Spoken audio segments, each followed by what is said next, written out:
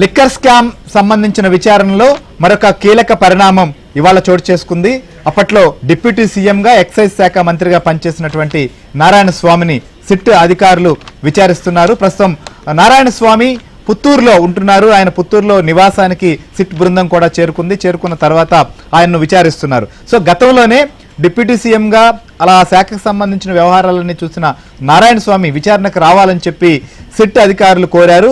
ఆయనకు నోటీసులు కూడా పంపించారు. సో వాట్సాప్లో నోటీసులు కూడా అందుకున్నాను, నేను వాట్సాప్లో సంబంధించినటువంటి విషయాన్ని మాత్రమే వెల్లడిస్తానని రకరకాల కారణాలతో, అనారోగ్యం అని ఈ కారణాలు ఏదైతేనేమి ఆయన ఇంతవరకు విచారణకైతే మాత్రం హాజరు కాలేదు. సో అప్పటి నుంచి కూడా నారాయణ స్వామికి సంబంధించినటువంటి విచారణ, ఆయన దగ్గర నుంచి తీసుకోవాల్సినటువంటి సమాచారం చాలా కీలకమని చెప్పి సిట్ అధికారులు భావిస్తున్నారు. ఎందుకంటే ఇప్పటికే 2 ఛార్జ్ షీట్లు దాఖలు చేసినటువంటి సిట్టు ఈ కేసును వీలైనంత వేగంగా విచారణ జరిపాలని చెప్పి పూర్తి స్థాయిలో ఛార్జ్ షీట్ కూడా దాఖలు చేసేందుకు ఒకవైపు ప్రయత్నిస్తోంది. అందులో భాగంగానే ఇప్పటికే 12 మందిని అరెస్ట్ చేశారు. అయితే ఎక్సైజ్ శాఖ సంబంధించినటువంటి పాలసీ మార్పు ప్రధానంగా నగదు రహితంగా లేదా నగదుకు సంబంధించినటువంటి విషయాల్లో ఏ రకమైనటువంటి నిర్ణయాలు చర్చ జరిగింది అనేటువంటిది, ఆన్లైన్ సంబంధించిన పేమెంట్స్ అనేటివి జరగకుండా కేవలం డబ్బులు మాత్రమే విక్రయించినటువంటి ఈ ఎక్సైజ్ వ్యవహారంలో ఈ నిర్ణయానికి సంబంధించినటువంటి విషయం పైన